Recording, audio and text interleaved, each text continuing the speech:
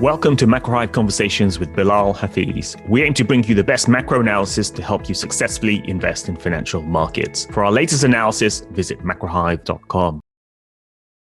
We recently organized our first ever online debate. It was on inflation, where we pitted Phil Suttle, who's looking for inflation to stay high, against Dominique Dorfrico, who is looking for inflation to subside. It was our most well-attended webinar ever. We've recorded it so you can view it on the Macro Hive site. On the subject of inflation, we also published a summary of an excellent new academic paper on how US businesses don't know what the Fed's inflation target is. It's a disturbing read for central bankers. We've also got other good notes on how to trade US bank stocks and how far has deleveraging in China gone. So why not join our growing community of Macro Hivers? Members get to receive all the market analysis from the Macro Hive team, as well as our carefully curated research partners. Members also get access to our special Slack chat room, where we all talk markets and macro 24 hours a day. I should add, it's much less toxic than Twitter. You can sign up to become a member at macrohive.com. The first month is free, and then it's only the cost of a few weekly cappuccinos. It's well worth it, and many call Macrohive the hidden gem for investors. So once again, visit macrohive.com to get your membership.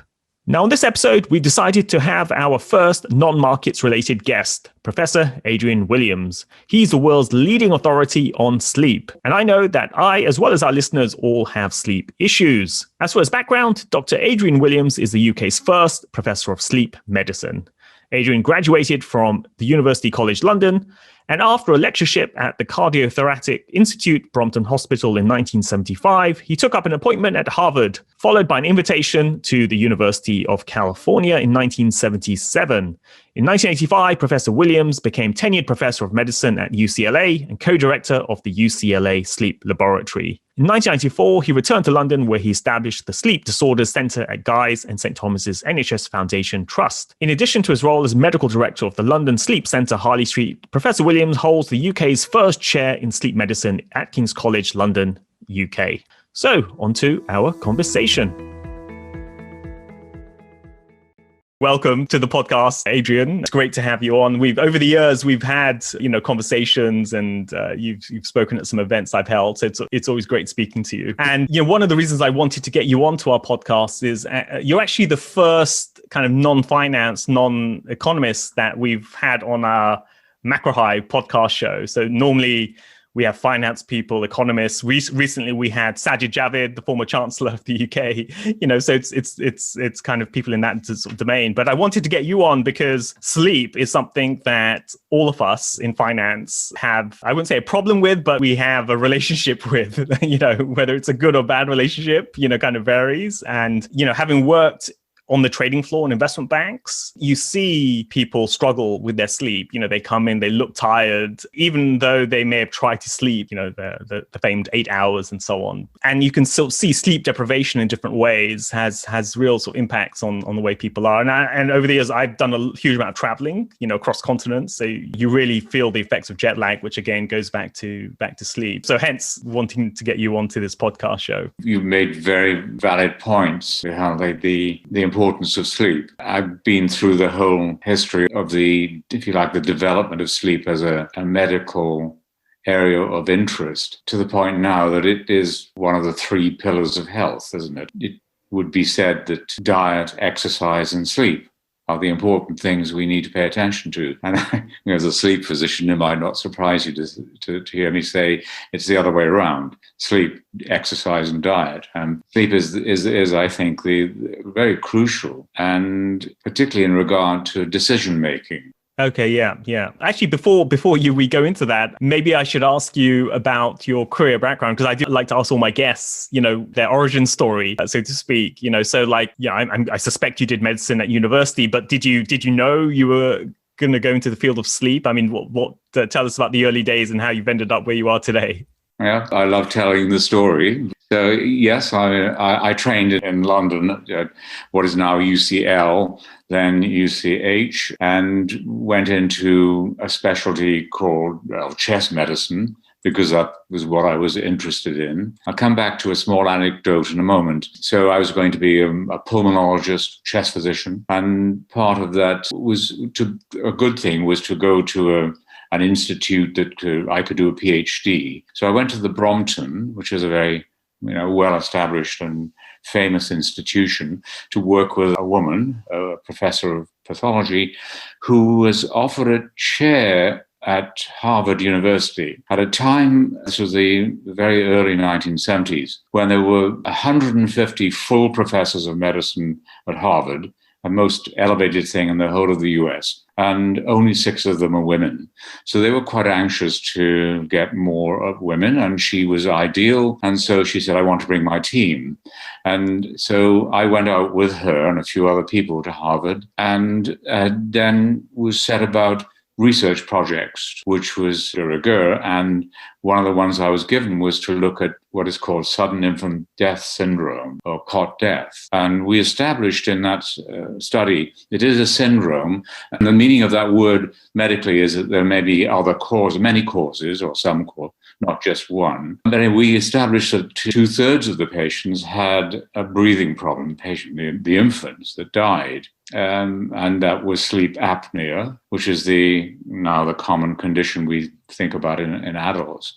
And there were some infants that didn't succumb to that. They were called near miss. And I just wondered whether those would go on to develop what we would then began to appreciate as being adult sleep apnea. It was very early days of that. And then at the same time, I was asked to go to California. People were recruited from Harvard often, and so I went off to California with the idea that maybe sleep apnea, this problem, was actually quite significant. And that was when people were beginning to talk about it. So this is now the middle 1970s. And as you said, at that time, there was some interest in sleep apnea, but it was by no means an established field. No, absolutely. It was, yes. There was no training for people in medicine. And even though sleep had been of some interest in general, it was mostly of a psychological aspect, dreaming and other things, rather than a physical disturbance. But the identification of sleep apnea, stop breathing, as a problem, just drove the sleep field forward. So I happened to be part of that early development in the States. Now I'll just come back to an anecdote, going back to my time at the Brompton. When I joined this wonderful woman's team, she was called Lynn Reed. She said, Adrian, the French have been talking about doing tracheostomies in patients who have breathing problems at night. Now, remember, this is and so I took the idea to the other senior consultants at this very established hospital. I said, Professor Reed is suggesting I look at this thing that the French are calling sleep apnea. And what I heard from these rather elderly but very established physicians was, the French. So I didn't take that on then. But anyway, I got to California and took on the idea of sleep apnea as an issue. And then that automatically, and in the US, became de rigueur, that you had to understand sleep in a much broader perspective, which would be all the issues around lack of sleep, not sleeping, insomnia, other things that cause people problems, sleepwalking, and such like. So it's a whole range of issues, and quite interesting. Again, I'll probably stop at my history in a moment. But I went from being a chest physician to the States to then automatically becoming an intensive care doctor, because that's what chest doctors did in the States, and then becoming a sleep doctor, which is rather nice way of ending a career. I've been doing it for a long time, but anyway, it's a gentler form of medicine. If I'm called in the middle of the night with an intensive care problem, it would be quite serious. If I'm called in the middle of the night by somebody who's not sleeping, I would probably say maybe an aspirin, but that's too much tongue in cheek. No. Yeah, no, I understand.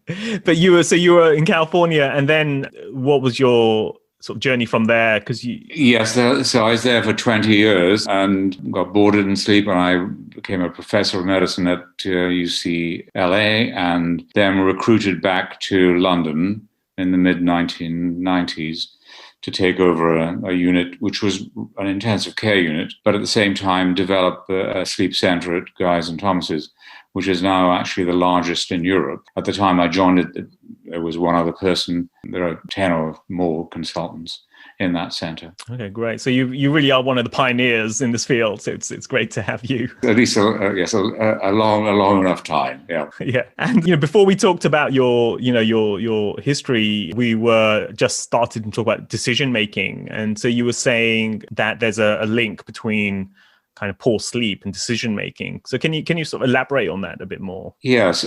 So what does sleep do for us? First thing I would say is that every organism sleeps. So and that's literally everything, down to microorganisms and tiny animals and large animals. Therefore, it has to be conceived of as being important. And if it weren't, then it would be a big mistake on the part of evolution. So, and there are the one test of that question is, of course, if it wasn't important, there would be animals that didn't sleep. And equally, if it's not important, if you deprived animals, us, of sleep, it wouldn't make a difference. But that's not the case. So very quickly, if you deprive the very early experiments done in Russia at the turn of the last century, 1900, dogs were deprived of sleep for 3 or 4 days and died. Half the time it would take, they were deprived of water, would take them twice that time to die. So sleep was clearly important for them, and the more recent experiments of rats, of course, would deprive them of sleep and they die after 2 weeks. And so there are those clear-cut signals that it's important. But for humans, the experiments, if you like, have been done only as deprivations to a certain point. The longest sleep deprivation studies have been done in America, but up to 10 and a half days of no sleep, people become impaired in a sort of sleepy sort of way, but clearly it hasn't extended to the point of physical or death. It would be an odd outcome for that sort of experiment. But coming back to the impact of lack of sleep, before any of those bad things might happen, the immediate effect of lack of sleep is clearly sleepiness. One of the reasons that people say we sleep is to prevent sleepiness. Now, why would that be? It's a small digression, but again, if you deprive animals of sleep, and goats it has been done with, because you can then sample their cerebrospinal fluid, because they're large enough to do that. And if you deprive those goats of sleep and take their cerebrospinal fluid and then inject it into well-rested goats, those other goats would fall asleep. So that led to the concept that there's something called hypnotoxins, something that accumulate when we're awake that need to be dissipated by sleep. And they've been more accurately characterized subsequently. So so sleep is needed to get rid of stuff that we accumulate in wakefulness. Now, I really have digressed, because you asked the question about what the impact in terms of functioning and perhaps in banking. So sleepiness is one consequence of not sleeping. The other is, in fact, an impairment of performance. And here, the parallel would be alcohol. Now, this might seem like a strange thing to say, but if I had a graphic in front of me, I could show you and everyone what we all appreciate. The more alcohol we have on board, the more our performance decline. So you can do the same graphic with a lack of sleep, and it would be the decline in performance matching that of being technically drunk after more than 16 hours of wakefulness. So it is that something accumulates in wakefulness that makes us ultimately impaired. Now, the other part of that story is if we sleep for our usual 7, 8, or 9 hours, that allows us to have that fully 16 hours of reasonable performance. But if we don't have that adequate amount of prior sleep, then our ability to maintain very active clear wakefulness is impaired earlier. And I think you would particularly know the story of a study done with Google information, but if you ask Google what questions are people asking over a period, they can tell you. And there was a study done over a 6-year period of questions asked about which had a moral import. And that would be questions maybe being asked about not moral, would be sports and things. Moral questions would be death. And when they were analyzed in the day after daylight sleep savings time, that 1 hour less sleep, there was a statistically highly significant change in the way that people asked questions. There were much less moral questions being asked.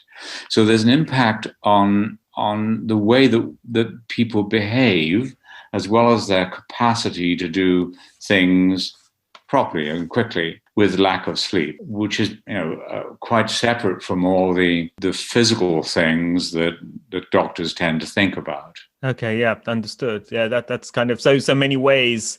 Lack of sleep, as you said, there's parallels to being drunk, and so when we think of the ability for people to make decisions or act when they're under the influence, you could expect to see something similar when people are deprived of sleep as well. Yes, that's a fair summary. It is actually there are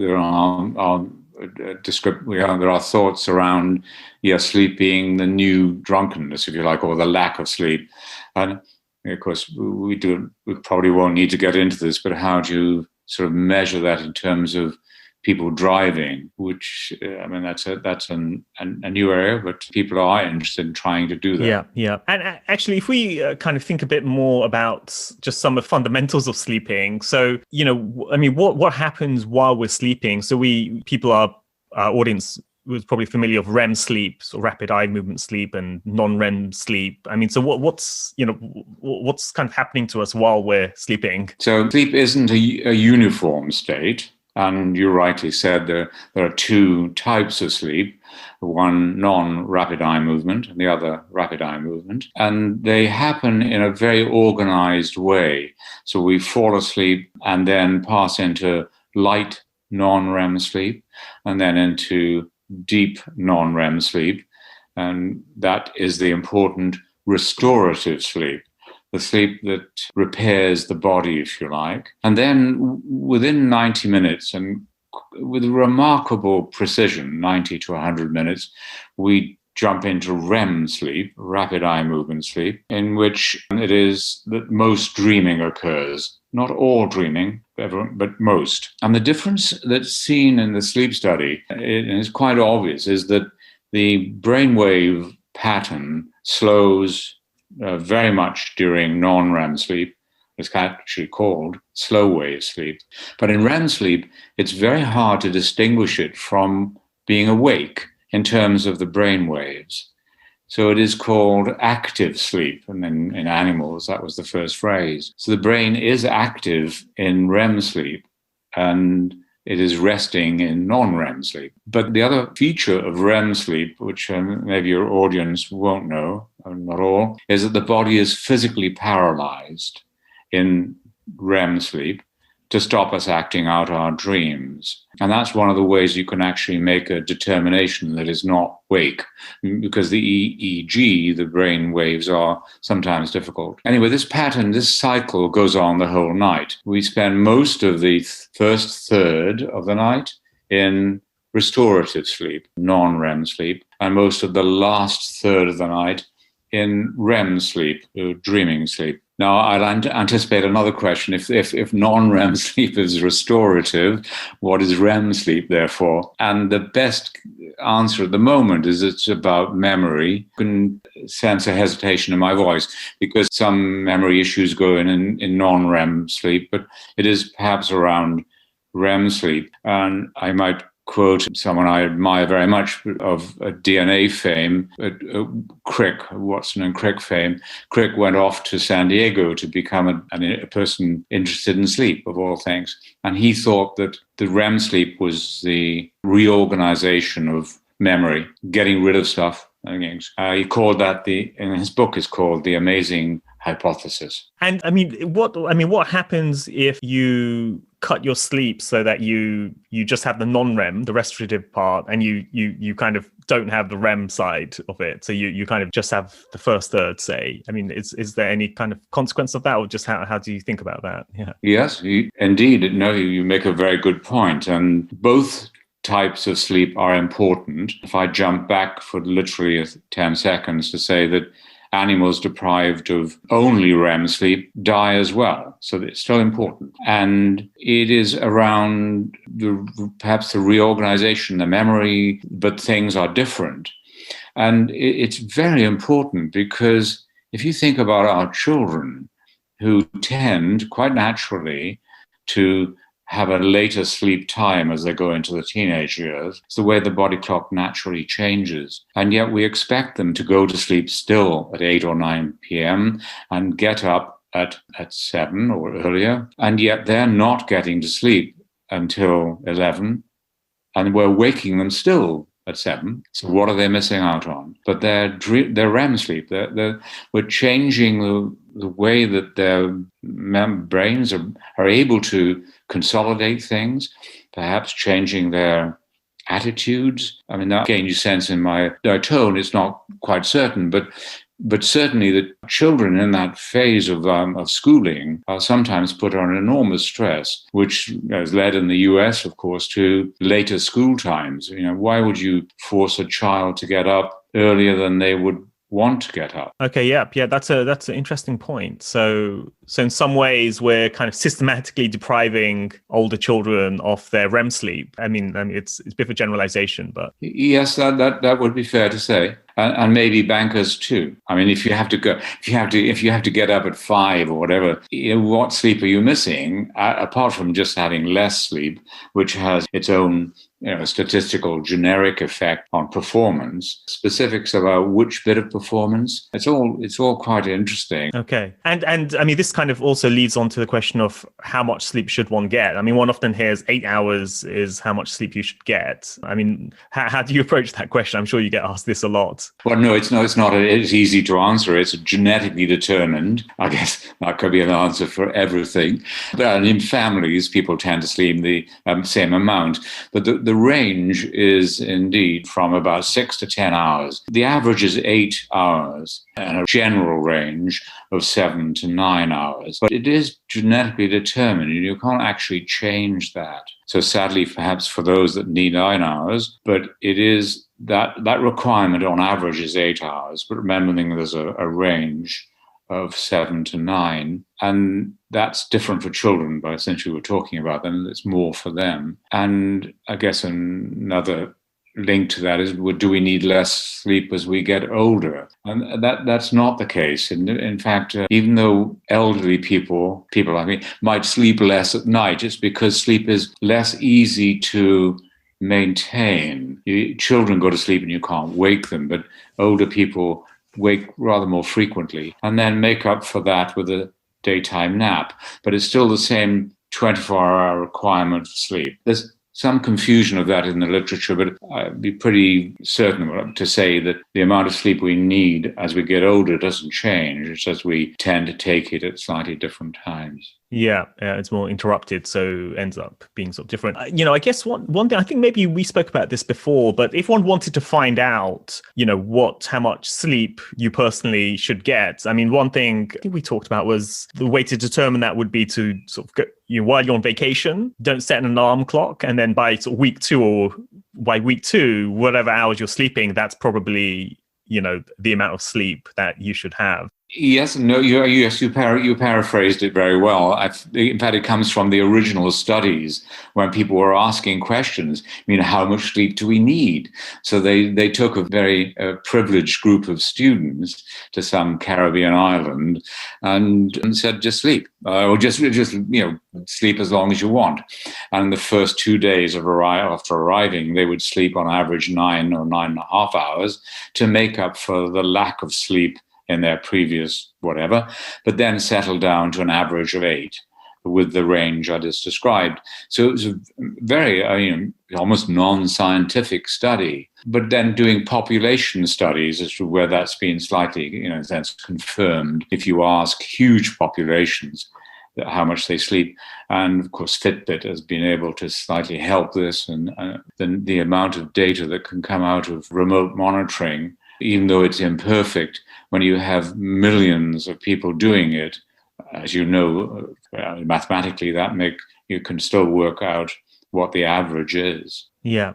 And we'll come back to some of the tech stuff a bit later. And, another question about sleep is this idea, you alluded to this, with older people and their sort of siestas. So this idea of having a siesta, so this afternoon nap, you often see it in Mediterranean cultures, or, I imagine in older sort of times in even northern cultures. And then also sleep kind of catch up. So, I mean, can you kind of break your sleep down? So, let's say your body is inclined to 8 hours of sleep. So you say, okay, I'll do 6 hours overnight and then I'll have a 2-hour siesta. So I've got my 8 hours and I'm done. And equally, if over the course of the week, during the weekdays, I'm getting 6 hours every day. So on the weekend, then I'll try to sleep 10 hours a night for the 2 days on the weekend to kind of make up, or 10, 11 hours. I mean, can you kind of rearrange your sleep into blocks? Yes, no, your question was very precise, and there are 2 or 3 answers. Society does statistically sleep an extra 2 hours at the weekend to make up for lack of sleep in the week. I'd interject that the 1 hour of lack of sleep on a particular night will have its effect on a subsequent day. So it doesn't absolve you from the imperfections on those days. Second thing. And of course, if you decide to limit your sleep during the week and take a nap, or limit your night's sleep, take a nap. If you go back to my idea that sleep is made up of this bulk of non-REM sleep, and then much later a bulk of REM sleep. So the Spaniards might go to bed at 1 o'clock, have to get up at 4. They're going to have mostly non-REM sleep, restorative sleep, but they'll be missing out on some REM sleep. But they'll take a nap, a siesta. But it turns out that you don't do much REM sleep in a siesta. So is not perfect, although I have to say the power nap has its real positive aspects. I'm not sure you were leading me up to another anecdote, and you'll have to tell me to stop. But going back to the animal experiments, which every sleep trainee knows about, rats which are deprived of sleep in total die in 2 weeks. Rats deprived of REM sleep die in 4 weeks. But in the process before that point, the rats deprived of REM sleep become hypersexual. And this is written about in the paper.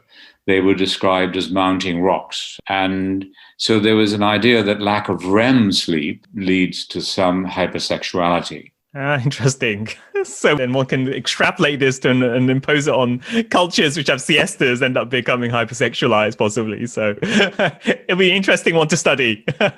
Yes, indeed. A totally unproven aspect, although I have to add that you can't do the sort of experiments like that in humans, but people have been REM deprived, youngsters, and then shown explicit photographs, and then their eye movements track the erogenous zones more in the REM deprived than the non-REM deprived. I mean, these are real experiments that have been done, and I only just maybe interject all that for amusement. Yeah, no, that's good. And in terms of triggers for sleep, we heard of circadian rhythms and things like that. I mean, so how should we think about the sort of the trigger for sleep? I mean, you mentioned earlier toxins being built up in our body as well. And yes, indeed. No, it is quite clear the things that drive sleep, first of all, a prior wakefulness, so that is it the homeostatic of controlling the internal environment. Yes, so getting rid of toxins, that's one, the homeostatic.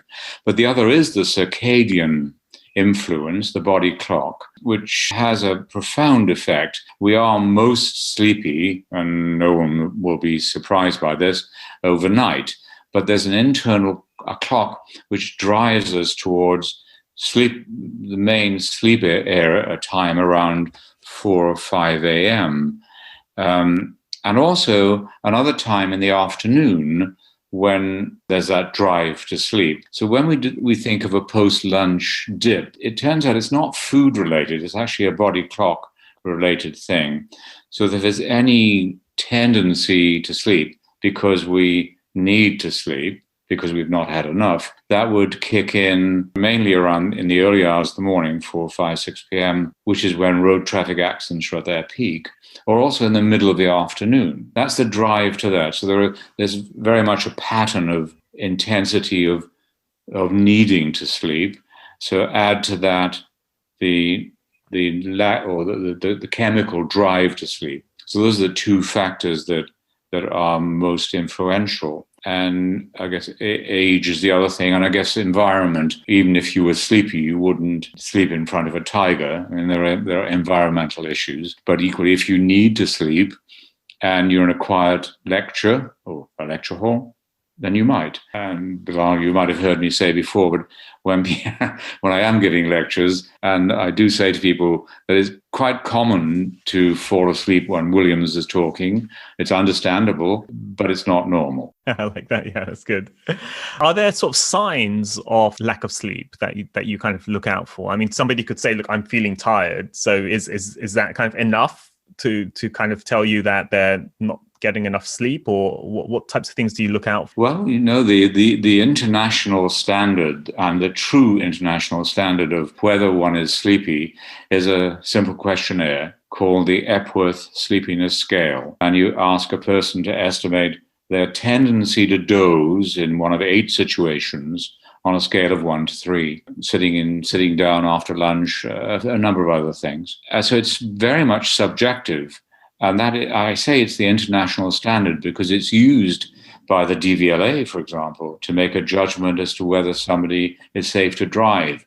We all find it very puzzling, but we use it completely and universally. If one needed to be more objective, there are efforts to do that through laboratory studies, and they are validated and used, but they're quite complicated. So at the moment, there isn't a simple blood test, that can identify an individual. I might jump way back to a comment about driving I made. I mean, how do you judge somebody is safe to drive? And that the technology is moving ahead there with blink rates. If, as one is tending to fall asleep, the palpable fissure, the distance between the two eyelids, tends to drop, and then the blink rate drops. So there are artificial intelligence systems that are being developed. To come back to the current situation, it's a subjective statement. I am sleepy or I am not. That's the very real situation. But many people who are deficient of sleep are actually, in a sense, unaware of that. They become accustomed to it and don't declare it as I am sleepy, but they're still impaired. And there's a scientific example of that with performance testing, so reaction times. And you do reaction times in people with sleep deprivation, and it gets worse and worse and worse. But you ask them how they're doing, and it levels off. So take that out into the truck driver who is not sleeping because he has sleep apnea. It's quite worrying that one's perception of one's sleepiness is real to oneself, but it may not be a real measure of one's performance, and that could translate into finance, I guess. Yeah. And you mentioned sleep apnea. I mean, you mentioned this when you talked about your early part of your journey into sort of sleep medicine. I mean, can you talk a bit more about what sleep apnea is, the types of sort of people or the physiology that kind of lends itself more to sleep apnea or those sorts of things? Yeah, that's easy for me to do. It's a big part of the business of sleep. So just historically, just very quickly, but sleep apnea wasn't known of until 1965 in a medical sense, although Dickens had described it. And it revolves around the anatomy that we're all given, which is the need to breathe and swallow through the same area in the throat, which is not supported by muscles. So then has the capacity to collapse or narrow, and to the point that someone might become a snorer. Now, this is the way I normally approach the discussion in patients. Snoring is extremely common. Half of men in middle age snore, and that's because the breathing passage is narrow enough in the area of the throat to allow the palate to flap around. So if that's the case, you can imagine that the tube might reach the point of closing off, and that's called sleep apnea, which is also extremely common with a half of snorers. So that's 1 in 4 men and 1 in 6 or 7 women have some interrupted breathing when they're asleep. Remember that sleep is a relaxation and therefore the muscles relax. So that's very common and unnaturally common, and the design is clearly not right. When it's a few instances, it doesn't do anything. And it happens first in dreaming sleep, because as I said earlier on, when we're dreaming, the body's paralyzed, but including the muscles in the throat. So that's when it first kicks in. When it becomes more throughout the night, then restorative sleep is interrupted, and sleep therefore becomes non-restorative. And that might happen in 1 in 10 people. It's a hugely common problem, and driven also by increasing weight. Won't surprise anyone to know that as we gain weight, the breathing passage in the throat narrows, perhaps as we gain weight around various bits of us. But weight is hugely relevant to changing someone from just a snorer into someone with sleep apnea. And then the consequences of that, which is a huge focus for the NHS and for medics, is the disruption of sleep leading to daytime sleepiness. And that's an issue around driving and performance and work. And the nighttime might, with its snoring aspect, might disrupt the family. And then the physical consequences are also quite well established. High blood pressure is a well-recognized outcome of having sleep apnea. That's because every time there's an interruption to a breath, adrenaline is secreted as part of an arousal that over time leads to the development of high blood pressure, heart disease, stroke. And the sleep community, and I know this is true, that think that diabetes is also promoted by significant sleep apnea. 80% of diabetics have some sleep apnea, and 25% have quite moderate to severe sleep apnea. So there is a link between the two. When you ask the sleep community, well, is it proven? There are hesitations, but it's a very strong argument that sleep apnea is a very much a part of the development of diabetes. And then how does one, I'm not sure if you can say cure, but how does one cure sleep apnea or manage sleep apnea? And how does one manage snoring or reduce snoring? I mean, you see all these kind of ads for snoring devices that you put in your nose and things. And yeah, indeed. No, those are very appropriate questions. So taking into account my description of the pathology of snoring and sleep apnea, it's the size of the breathing passage. So the treatment is to keep the breathing passage open while one is asleep. Now, that there are no medications yet available to activate the muscles. They are being searched for, and there are some examples out there. So the future is bright for medication, but not there yet by any means. And then surgeries are hardly ever done to the throat these days.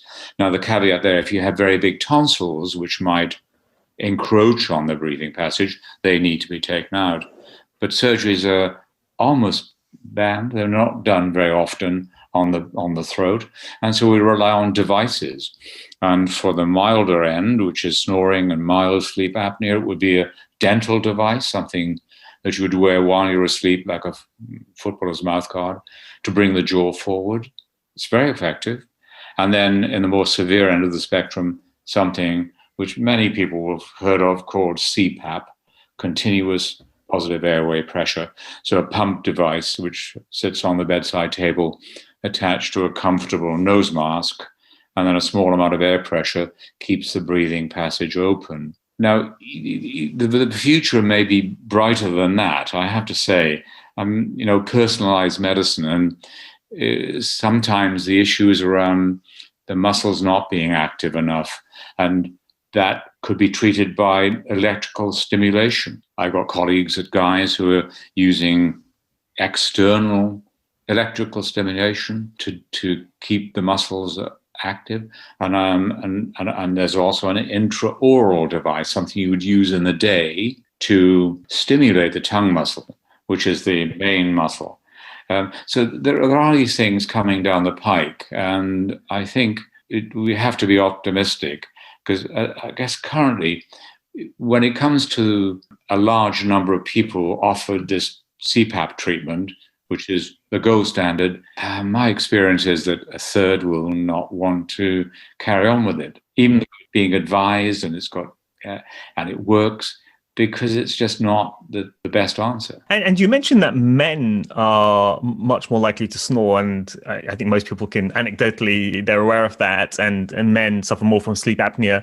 I mean, why is that more than women? I mean, why didn't women? The physiological argument given is, and to medical students, is that premenopausally women have progesterone around, which is a respiratory stimulant, which stimulates these upper airway muscles. I think that's certainly the argument, certainly the thing we talk about in lectures. But I guess you can again hear the hesitation in my voice. It's probably that we don't fully understand it. Weight might be the thing, or men tending to be bulkier in the earlier age, but certainly women can catch up to men postmenopausally in terms of numbers. And I come back fully to the idea that it's the anatomy that we're born with that predisposes us to some of these issues around snoring and therefore the potential for sleep apnea. And I wanted to talk a bit more about some of the practical sides of sleeping. And, I understand that temperature is quite important to being able to sleep well. So, you're in your the temperature of the bedroom and the blankets, how you whether you're overheated or not. Is that the case? Yes, it is. It is. One of the functions of sleep is to cool the brain. We lose a full degree centigrade overnight. It's matched to the rise in the melatonin, which may be part of the influence. But the hotter the body is in the day, the more likely we are to go to sleep and stay asleep. Now, and that's through exercise, which is one of the pillars, if you like, of sleep hygiene. One of the things that people can do is most likely to help their sleep. So having a cool bedroom, cool, dark, and quiet. A long time ago, I used to say, bats are fantastic sleepers in their cold, dark caves. But that's tongue-in-cheek. No, cool, dark environment is conducive to sleep, because losing temperature is one of the drives to sleep. That's been explored in the hunter-gatherer societies by colleagues from UCLA, and it is the fall in temperature that tends to be associated with the onset of sleep, and the fall in ambient temperature. So if you're in a warm environment, it just makes it more difficult to get to that point of losing your own temperature to let sleep happen. And then, many listeners here, well, I guess not recently with the pandemic, but in more normal times, many people would travel across time zones and suffer from jet lag.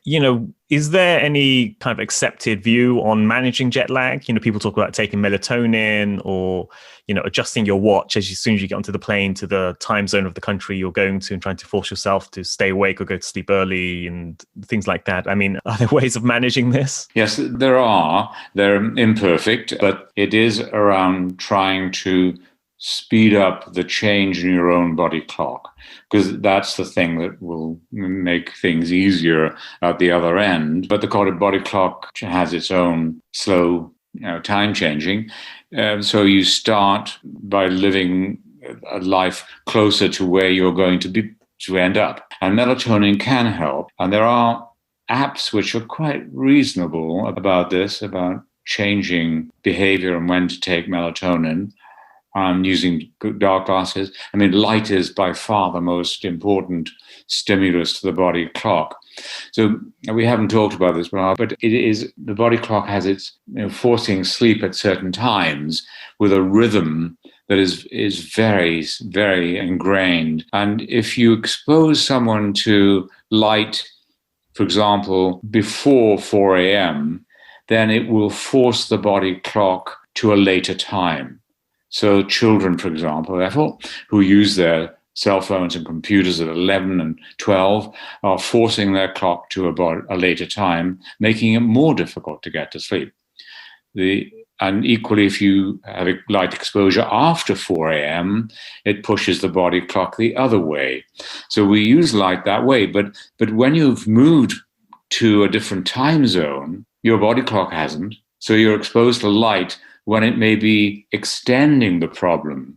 So dark glasses, and it does become quite complex, but people might be interested in looking at some of the apps that are available, at least listening to what they have to say around dark glasses, anticipating the new time zone, and melatonin. Okay. And melatonin, I mean, does it actually, like, even outside of a jet lag kind of context, if you take melatonin, does it help you fall asleep? Yes, it does. There are two answers to that. It is when taken, it can have a soporific effect to help people get to sleep. It's not a hypnotic. That is not a sleeping tablet. But it also has an effect on the body clock. So when you can use it at a much earlier time to pull the clock towards it. I'm sure that's very obvious in what I've said, but so it has two uses in sleep medicine. One is to adjust the body clock. The other is to sort of slightly help people get to sleep. But I stress it's not I use the word hypnotic. It's not a sleeping tablet.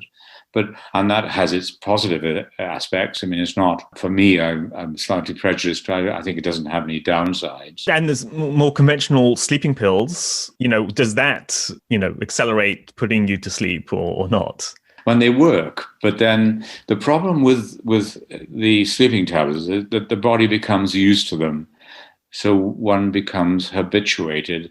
And what I hear in clinic all the time is they help me, but then I stop taking them and I can't sleep.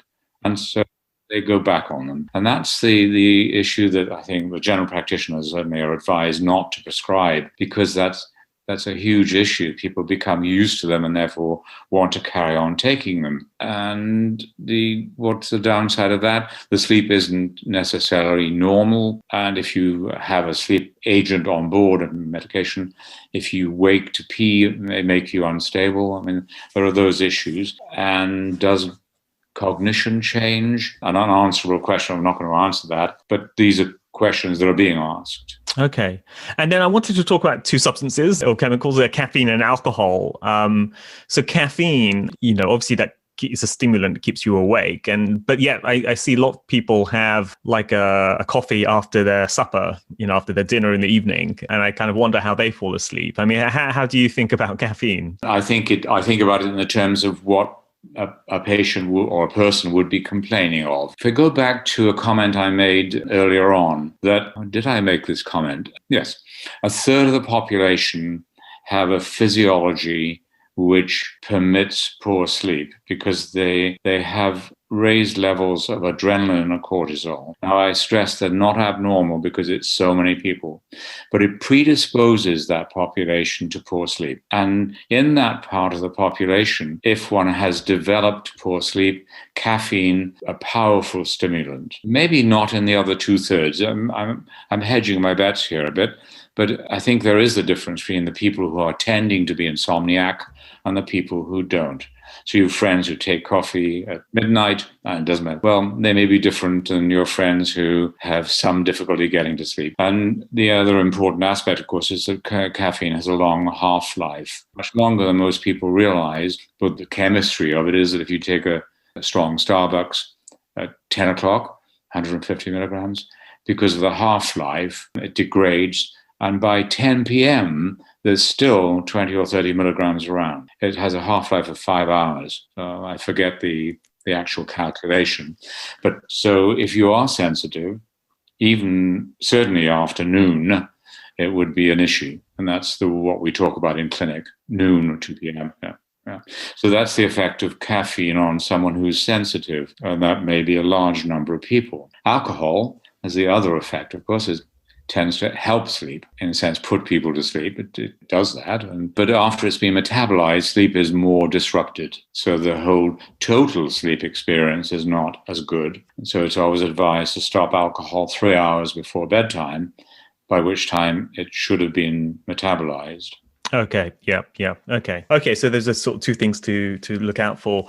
One thing I forgot to ask about is night owls and morning larks. So by that I mean, presumably there's certain people whose body clock sleep, is they just go to bed later. Yet society is structured for morning people, essentially. Everything kind of starts early in schools and so on. Is it true there are people who are night owls and how? Oh, absolutely. There's no question around this. The distribution is that most people are morning, but a large proportion are night, and that is the body clock, and it's driven by 5 genes. They're well characterized, and a variation in those genes will make one shift from one to the other, or be one or the other. They're not called abnormalities; they're called polymorphisms, because they're are inherent there.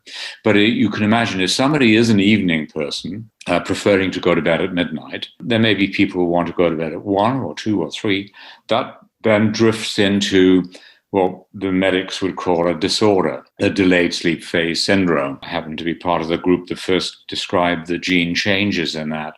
So it's a very real thing, and that the genes can't be changed currently, and so eveningness can't be immediately changed, but you can shift the clock by manipulating light exposure a little, and so more light exposure in the morning and less in the evening will make the eveningness less. And yes, you're right, society is probably geared towards the morning person, isn't it? Our children are actually rather subject to that, because there's that natural adolescent change in the body clock.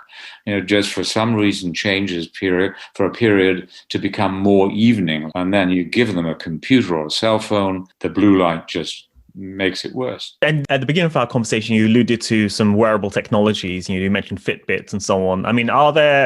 These devices kind of claim that they can monitor your sleep really well, and you can have little charts showing how well you've slept. Do you have a view on these sorts of devices? Oh, I surely do. My sleep community would expect me to say none of them have been validated. I'll come back to that. But there is now a sleep disorder that was invented 2 years ago called, I have forgotten the name of the sleep disorder, but it's about people coming into the clinic and with their Fitbits and saying, look, doctor, look how bad I'm sleeping. I'm doing everything right. I'm going to bed earlier, and I'm doing all the wrong things because their Fitbit hasn't been validated. So most of the devices are not validated. They've done their internal business reviews. But having said that, there are developments within that. And I think the new Fitbit has got better. It's quite intriguing what you can do from devices, wearables. Originally it was only movement was the main thing.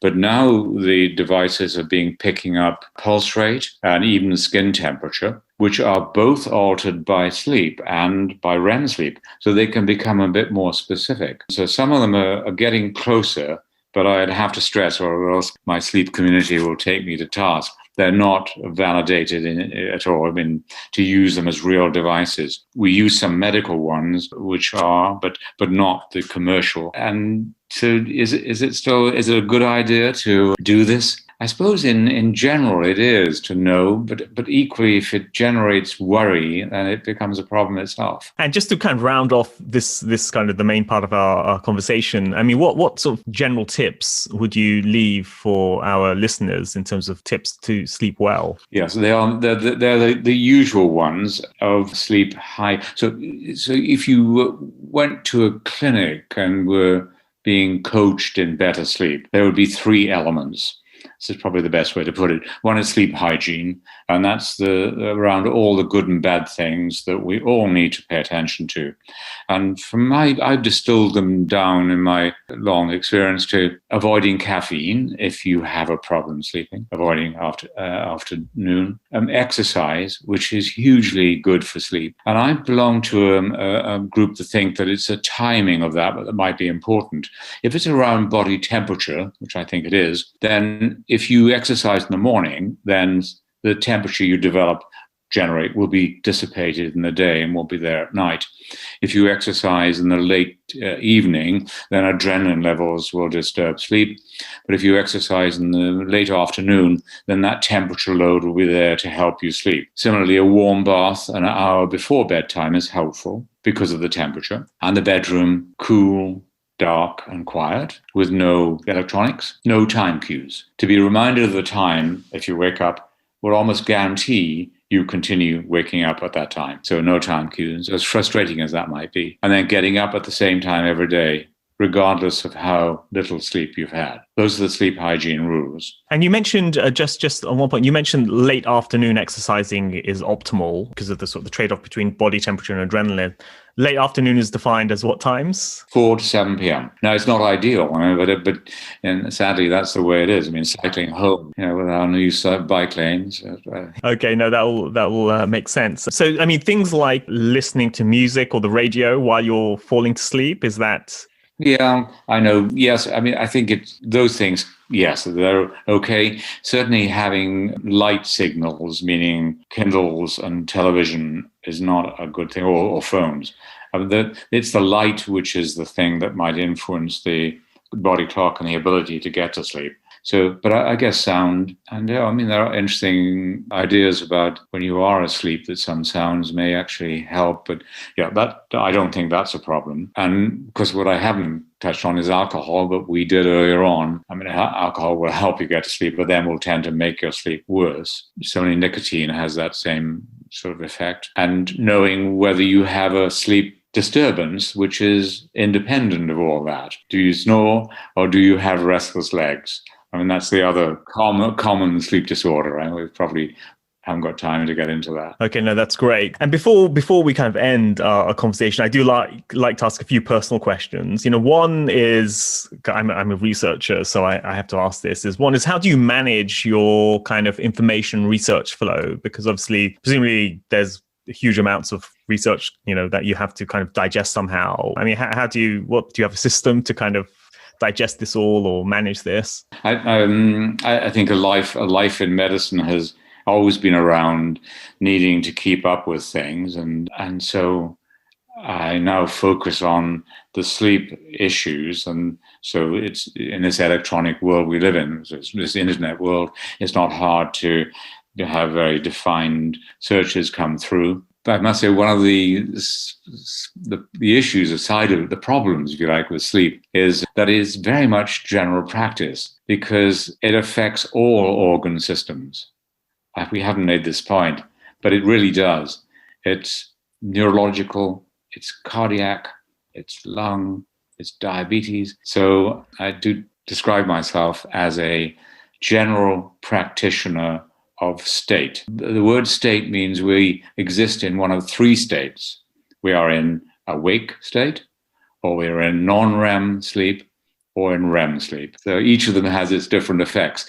But so that's a bad answer to your question, but it's just focused internet stuff. And I'm reading colleagues' books. And speaking of books, I love reading books. And so I always like to ask my guests, what book or books influence you the most, whether personally or in a work context? Yeah, I would have to start to answer that perhaps with the sleep context. But sleep was first investigated properly in the 1930s. And there's a very famous book called Sleep and Wakefulness by a man called Nathaniel Kleitman, who died just 5 years ago, 101.